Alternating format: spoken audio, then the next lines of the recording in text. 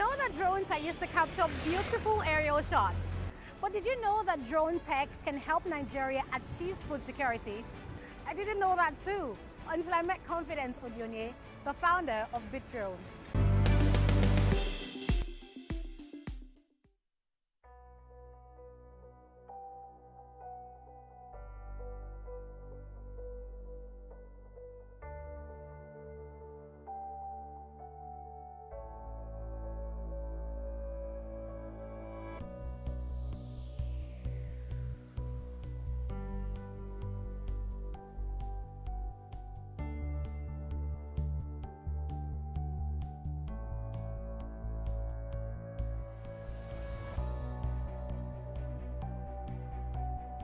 Sadly, 1 billion people are hungry as we speak, and over 3 million of them will die each and every week.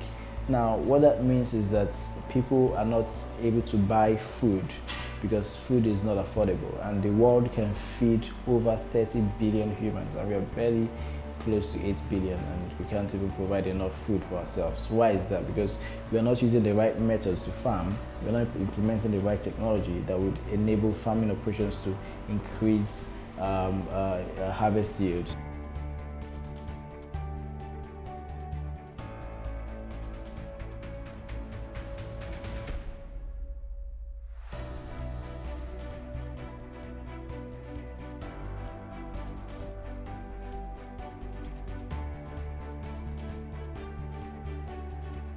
My name is Odionye Confidence.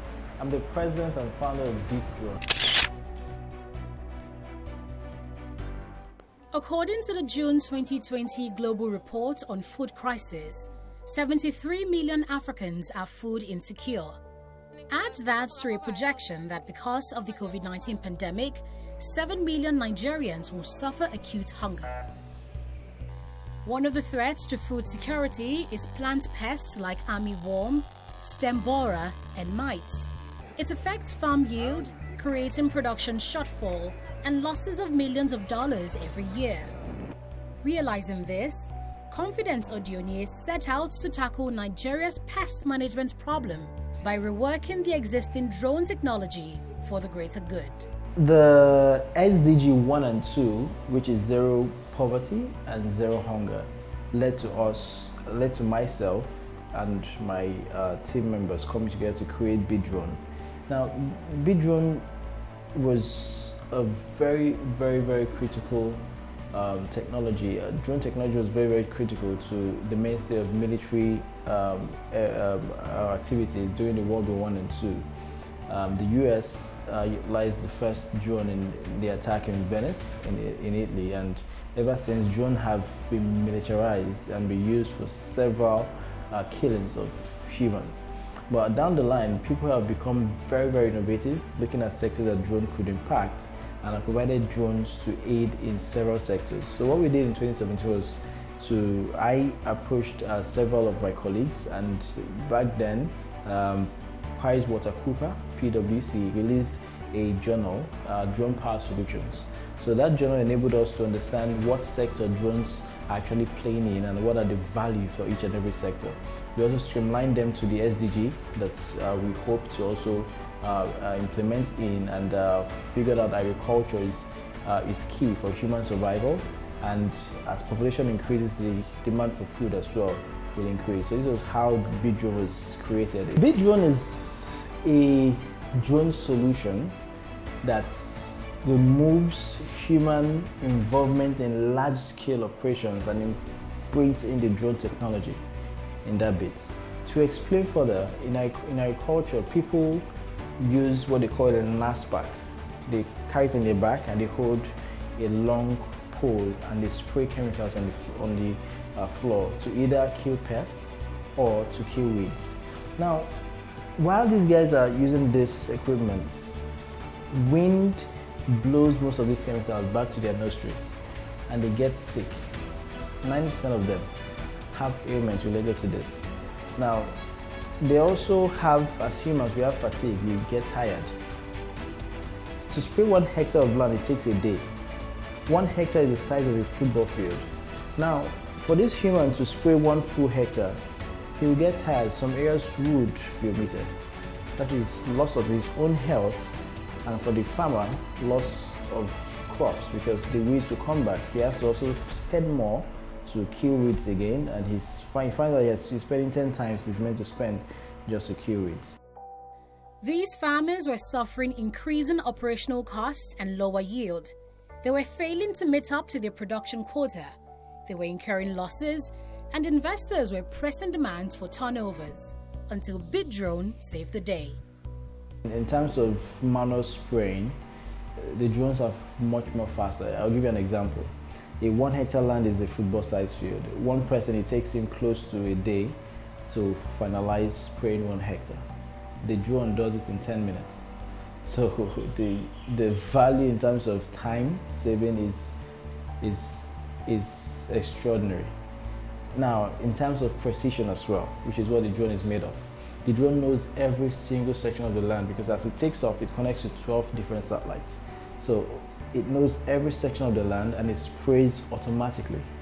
It doesn't omit any area, it doesn't omit any spots. Once the chemical has finished in the tank, it saves the last place it's sprayed, returns back to refill, and goes back and continues spraying. So as opposed to humans, where we might make a mistake and forget to omit a particular area to spray, or get tired and omit a particular area, these drones spray with precision accurately. Bidrone didn't just help them save time, it saved them money as well, while increasing the number of full bellies in the country.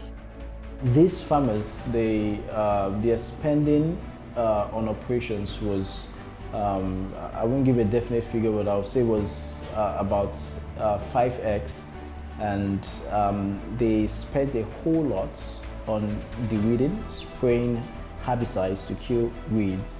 And in one farming cycle for rice that takes 90 days, they spray close to 6 to 7 times. And they at first thought the chemicals were not working.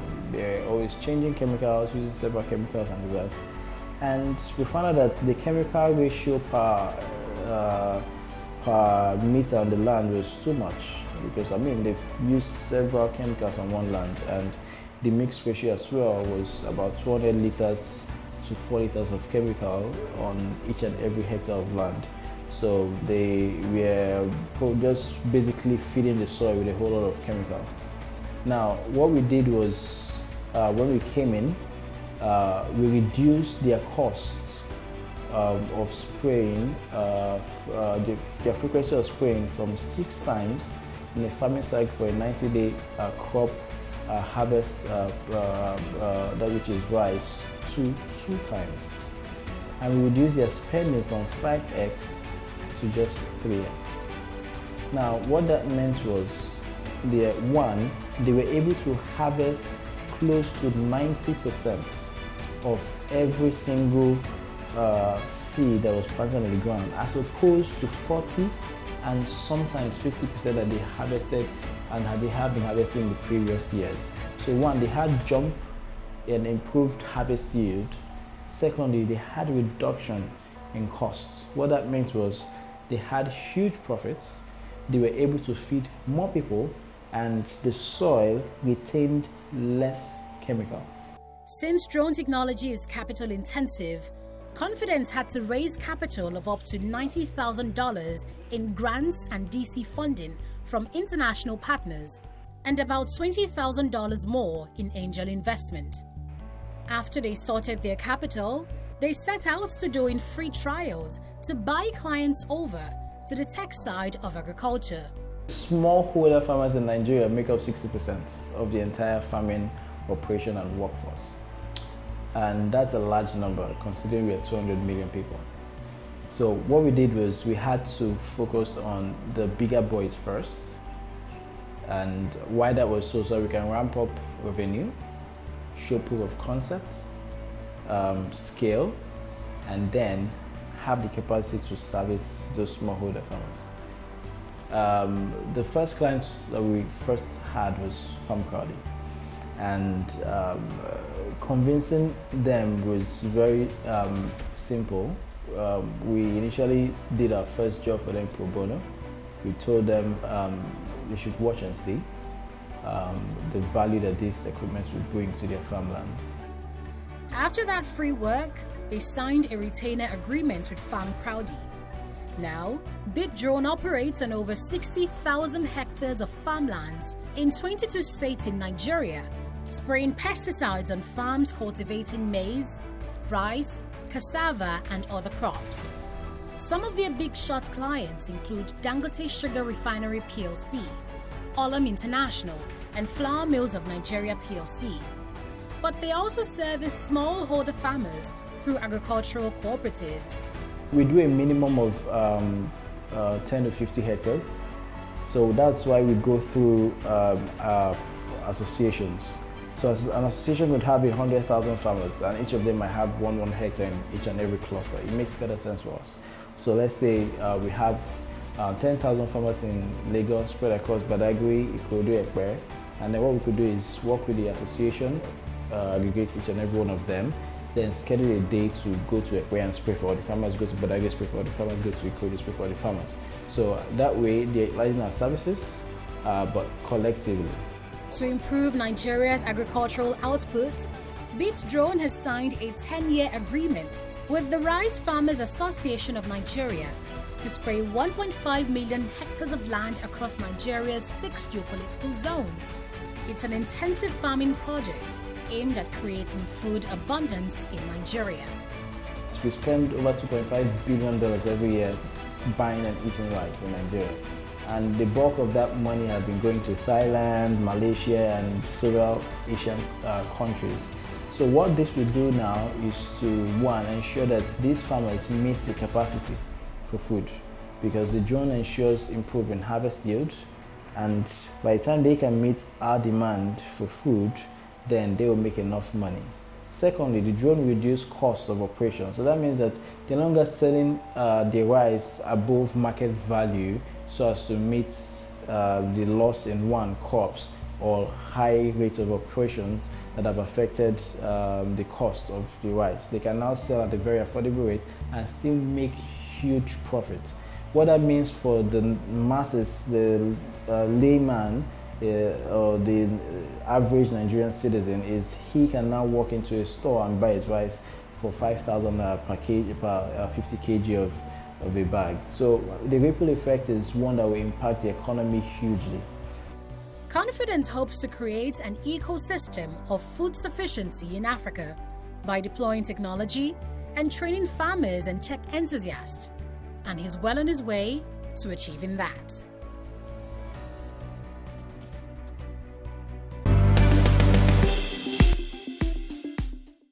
Pretty impressive, yes? I know. But drones do cost a lot of money. So how about building yours? At least that's what Benjamine Chiedu did. He became Nigeria's first indigenous drone maker and went on to found the company Rotors Pilots.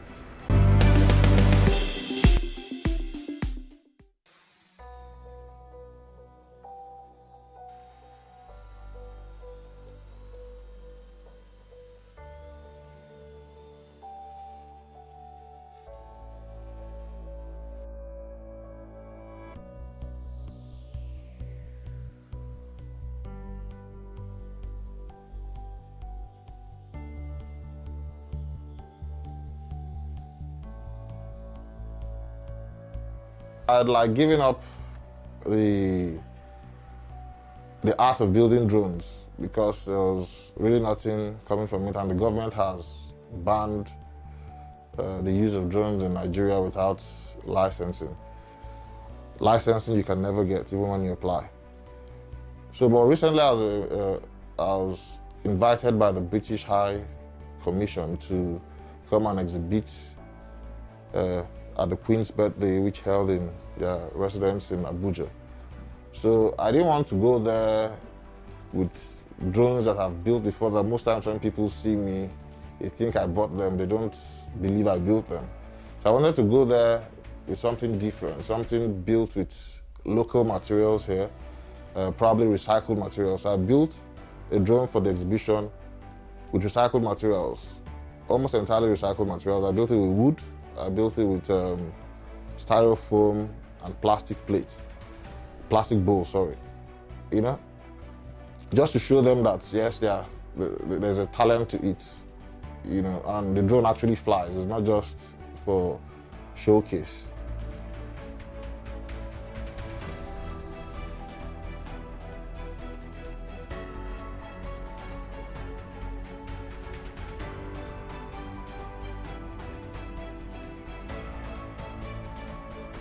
My name is Benjamine Chiedu. I am an estate surveyor, but I am commonly known or popularly known as a drone maker in Abuja. Benjamine Chiedu might make it look easy, but building a drone is no child's play. He solders materials, screws parts together, and works his electrical engineering expertise to build these UAVs, or unmanned aerial vehicles. Benjamin's story of becoming one of Nigeria's pioneer drone makers began with an interest in learning how to fly drones in 2013. I thought, okay, why would I spend so much money buying this thing? Then I crash it in the process of learning. So I decided to build it myself, because I'm a person who I love to do things myself. I'm one of those DIY freaks. So I'm good with my hands, and I have a background of electronics and electrical systems. My dad used to be an electrical engineer, So my dad was an electrical engineer. So I had the knowledge of electrical wirings and all that. I knew positive, negative, voltage, amperage, watts and all that. So I went online and because basically most of the things I know today, apart from the career path I took in school, I learned almost everything I know today online. There is a plethora of information online, but it depends on what people have interest in when they go to the internet. So I call it a YouTube university, because I learned how to make drones there. I learned how to even make films there. That's make videos, edit videos, use most of these applications for video making and all that online. Even in my work, where we use Excel spreadsheets, I learned the advanced use of spreadsheet online. So that's why I went and got this knowledge of drone making. It took time. It wasn't that easy, because everything when you're doing practicals, like we say, you buy everything you need for the practical, and which we buy them in dollars, and you come here, you assemble it together, it works, you crash, you build, you fly again like that. And as I continued, I learned over time how to fly properly. I thought I was more difficult than it looked on the internet. Then when you see those guys flying it, you see it looking nice and all that. When I started flying here, I had a couple of crashes. So people ask me, have you ever crashed a drone? And that's basically the foundation of how I got into drones. But it came with challenges like sourcing materials to build the drone. The only material you can source locally when building a drone is most probably the wires and the frame. But things like the motor, we don't make it here in Nigeria. Like when I started making drones, I searched the length and breadth of Nigeria for the local materials, but I found out that the motors are not sold in Nigeria because nobody builds things in Nigeria. We usually buy things ready-made. So anybody who is selling them will probably not be making any profits. So I had to source most of the materials abroad. Only maybe the frame and the wires, because yes, everybody uses wires, but flight controller, electronic speed controller, all those things are not made here. You can't find them here as spares. Benjamin says it used to cost less to order materials to build drones, but with the rising inflation rates and COVID-19 lockdowns, things are not the same anymore. It used to be cheap when the dollar was a bit more friendly, but the more the naira depreciates, the more expensive it becomes. So right now it's almost cheaper to buy a drone off the shelf than to build a drone. So the only advantage that building a drone offers to you is drones are not just for cameras. Drones can be built to carry equipment. It can be built to spray and dust crops. It can be built to carry load and deliver load. So for those kind of drones, you won't find them off the shelf to buy. You won't find them ready-made. You'd have to order for them to be built custom, for them to be custom built. So in that area is where my service will probably offer value, because you need a drone for a specific function or application, and you can't get it off the shelf. Rising costs or not, Benjamin's undeterred. His passion for drones spurs him to continually build them and also teach others to do the same.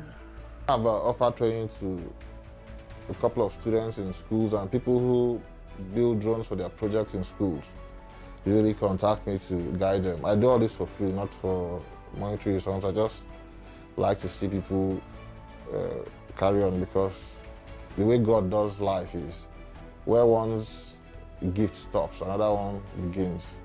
Yeah. So you can't always have the knowledge and go to the grave with it. You should, it's like a relay. You should pass it on, and maybe that person would take it further than you ran yours. One unique feature of Rotors and Pilots is that they customize drones to suit the preference of clients. So if a drone is needed on a farm, for example, Benjamin and his team can get the job done. Building a drone for a farmer is simple. The first thing is to build a drone that has the capacity to carry the weight of the chemical that the farmer will dispense on the crops. So in that case, there's some mathematics to it. You get the all-up weight, the total weight that the drone would become. By the time you calculate the weight of your battery, the weight of the frame, the weight of the motors, and the weight of the plastic chemical holder, you can assume, okay, this, let me say roughly 8 kilograms. So if you have a drone with a potential all-up weight of 8 kilograms payload, that means you have to build a drone that can carry at its optimal 12 to 13 kilograms, because you have to give allowance. For Benjamin, the journey to mastery in his field has been a bumpy one. He faced challenges learning to build drones, challenges flying them in Nigeria as the government bans the use of drone, and he encountered more challenges promoting his work. If the government had picked a couple of people and incubated them, put them in an incubator program, and we're not saying people who are passionate about things don't do it for money. We're not saying pay us a certain amount. We're just saying encourage us, put us in probably a research and development incubator hub, and provide us the path we need to continue to innovate and develop stuff. By now I'd have gone far. By now I'd have been able to develop stuff, because what you don't feed dies. And eventually you have to go and import what you should have raised on your own to probably sell. Appreciate your own, no matter how crude it looks. Even in the US, nothing started like that. You don't just wake up and expect the best from people you've never encouraged. Tomorrow you keep buying. That's why till today we have engineers who come out from universities. But I've not seen a Nigerian engineer build a bridge. We're always importing engineers to build our bridge and our roads. When will this stop? When will we start to have faith in our own? If you do not encourage them, you will never have them ready. You can't continue to depend on other people's technology. Like for instance, no matter how much you provide on the table, there are technologies that the US will never sell to Nigeria. There are planes that the US will never sell to Nigerian army. All those planes you see the US army demonstrate, they're built by the US military, you know? So if you want to get ahead in life, you should be able to have your own. You understand? So if you don't encourage your people, you would always want to outsource. And when you outsource, you will not get the best, because I would not, like the story in the Bible of the 10 virgins, where 5 decided to buy extra oil and the other 5 did not. When it comes to the time where we need it, nobody will sell his to you. because we all need it. In the time of war now, if US sells their best technology to Nigeria because Nigeria offered money, and it means in time of war we'll beat them. So nobody will do that. So on our own, the Nigerian government should encourage the youth to, when you see people with capabilities or unique talents, encourage them. And in future, they would, when you encourage one person, that one person will encourage others, like that. So it's important that they encourage youth. When drones became available off the shelf, people, it becomes cheaper and people now buy theirs, then the calls you get for this service now begins to reduce. That's one, but I won't really say it's the end of the line for you. But the major down is when the government, rather than regulate it, they outrightly banned it. Because I'll say, if you ask government now, they'll say it is regulated, but it's not true. You apply for the license. When it goes to the NSA's office, it dies there. They've stopped giving approval for the license. So your NCAA, the Nigerian Civil Aviation Authority, they take your application, they send for screening to the NSA, and it gets there and it dies there. Only the major, I heard that only 7 licenses have been issued, and they're issued to very big companies that I cannot compete with. But events like this give him hope. I'd like giving up the art of building drones because there was really nothing coming from it, and the government has banned the use of drones in Nigeria without licensing. Licensing you can never get, even when you apply. So, but recently I was invited by the British High Commission to come and exhibit at the Queen's birthday, which held in their residence in Abuja. So I didn't want to go there with drones that I've built before. That most times when people see me, they think I bought them. They don't believe I built them. So I wanted to go there with something different, something built with local materials here, probably recycled materials. So I built a drone for the exhibition with recycled materials, almost entirely recycled materials. I built it with wood, I built it with styrofoam and plastic bowl, just to show them that yes, there's a talent to it, and the drone actually flies. It's not just for showcase.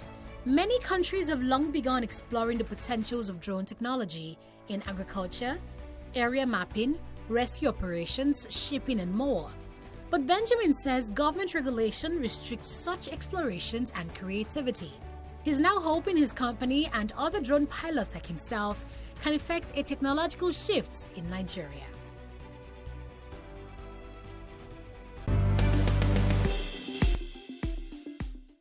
And that's it on the program Startups. I am Annetta Felix, thanking you for watching.